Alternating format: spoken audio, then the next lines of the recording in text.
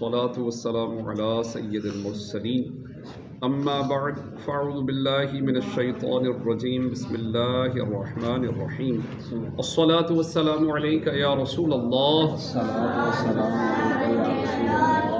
الصلاة والسلام عليك يا حبيب الله الصلاة والسلام عليك يا نبي الله وعلى آلك وأصحابك يا نور الله نويت سنة الاعتكاف. اللہ رب العزت کے آخری نبی محمد عربی صلی اللہ علیہ وآلہ وسلم نے ارشاد فرمایا، جو مجھ پر 100 مرتبہ درود پاک پڑھے گا، اللہ پاک اس کی دونوں آنکھوں کے درمیان لکھ دے گا کہ یہ نفاق اور جہنم کی آگ سے آزاد ہے۔ صلو علی الحبیب صلی اللہ تعالی علی محمد صلی اللہ علیہ وآلہ وسلم۔ آج ہم شیطان اور اس سے بچنے کے طریقے یہ آج ہم سیکھیں گے۔ قرآن پاک کی آیت سورہ اعراف کی آیت نمبر 27 کے اندر انشاءاللہ الکریم اس کا ترجمہ اور تفسیر ہم پڑھتے ہیں۔ اللہ رب العزت کا فرمان، یا بنی آدم، اے آدم کی اولاد، لا یفتننکم الشیطان کما اخرج ابویکم من الجنہ۔ اے آدم کی اولاد، خبردار تمہیں شیطان فتنے میں نہ ڈالے جیسا تمہارے ماں باپ کو بہشت سے نکالا۔ يَنزِعُ عَنْهُمَا لِبَاسَهُمَا لِيُرِيَهُمَا سَوْآتِهِمَا۔ اتروا دیے ان کے لباس کہ ان کی شرم کی چیزیں انہیں نظر پڑے۔ إِنَّهُ يَرَاكُمْ هُوَ وَقَبِيلُهُ مِنْ حَيْثُ لَا تَرَوْنَهُمْ۔ بے شک وہ اور اس کا کنبہ تمہیں وہاں سے دیکھتے ہیں کہ تم انہیں نہیں دیکھتے۔ إِنَّا جَعَلْنَا الشَّيَاطِينَ أَوْلِيَاءَ لِلَّذِينَ لَا يُؤْمِنُونَ۔ بے شک ہم نے شیطانوں کو ان کا دوست کیا ہے جو ایمان نہیں لاتے۔ شیطان کی فریب کاری اور حضرت آدم علیہ السلام کے ساتھ اس کی دشمنی و عداوت کا بیان فرما کر بنی آدم کو متنبہ اور ہوشیار کیا جا رہا ہے کہ وہ شیطان کے وسوسے، اغوا اور اس کی مکاریوں سے بچتے رہیں۔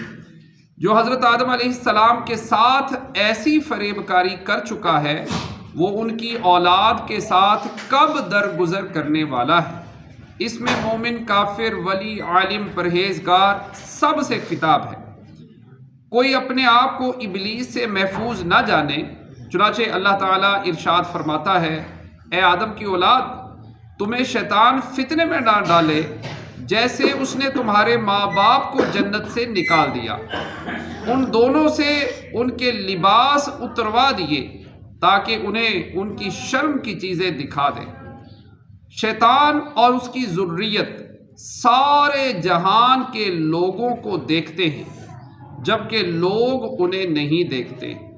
جہاں کسی نے کسی جگہ اچھے کام کا ارادہ کیا، اسے اس کی نیت کی خبر ہو گئی اور فوراً بہکا دیا۔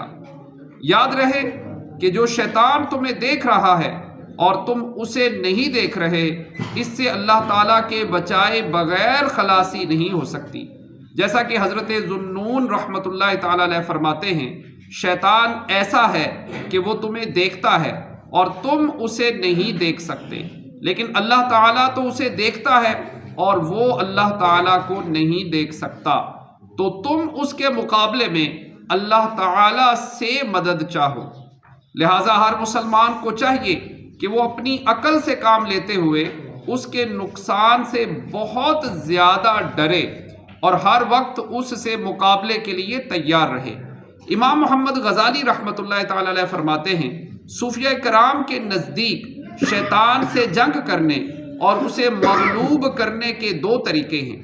نمبر ایک، شیطان کے مکر و فریب سے بچنے کے لیے صرف اللہ تعالیٰ کی پناہ لی جائے، اس کے علاوہ اور کوئی راستہ نہیں، کیونکہ شیطان ایک ایسا کتا ہے جسے اللہ تعالیٰ نے تم پر مسلط فرما دیا ہے۔ اگر تم اس سے مقابلہ و جنگ کرنے اور اسے خود سے دور کرنے میں مشغول ہو گئے تو تم تنگ آ جاؤ گے اور تمہارا قیمتی وقت ضائع ہو جائے گا، اور بالآخر وہ تم پر غالب آ جائے گا اور تمہیں زخمی و ناکارہ بنا دے گا۔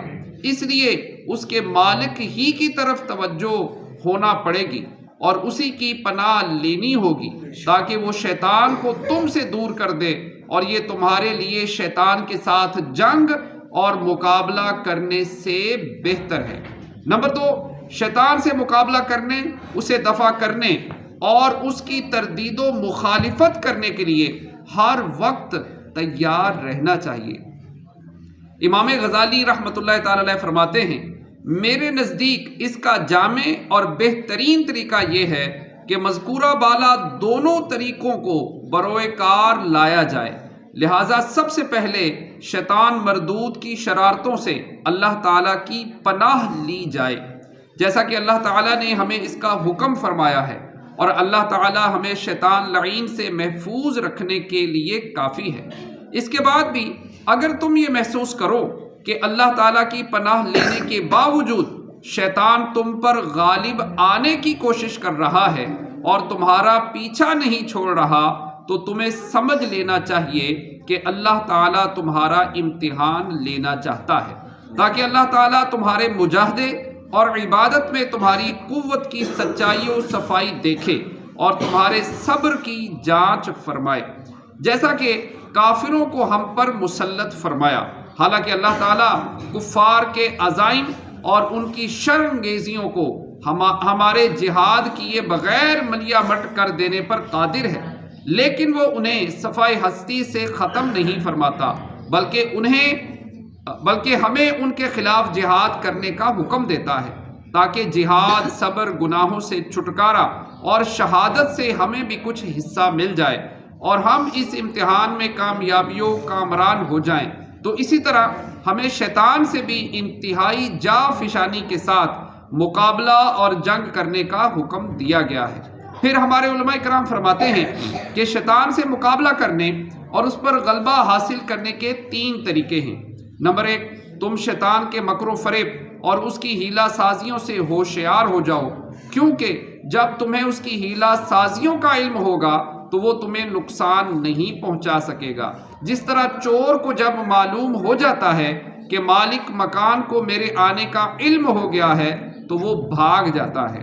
نمبر 2، جب شیطان تمہیں گمراہیوں کی طرف بلائے تو تم اسے رد کر دو اور تمہارا دل قطعاً اس کی طرف متوجہ نہ ہو اور نہ تم اس کی پیروی کرو، کیونکہ شیطان لعین ایک بھونکنے والے کتے کی طرح ہے۔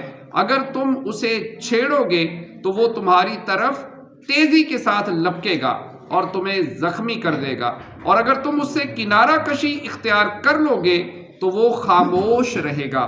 نمبر 3، اللہ تعالیٰ کا ہمیشہ ذکر کرتے رہو اور ہمہ وقت خود کو اللہ تعالیٰ کی یاد میں مصروف رکھو۔ اللہ پاک کی بارگاہ میں دعا ہے کہ جو پڑھا سنا ہمیں اس پر عمل کی توفیق عطا فرمائے۔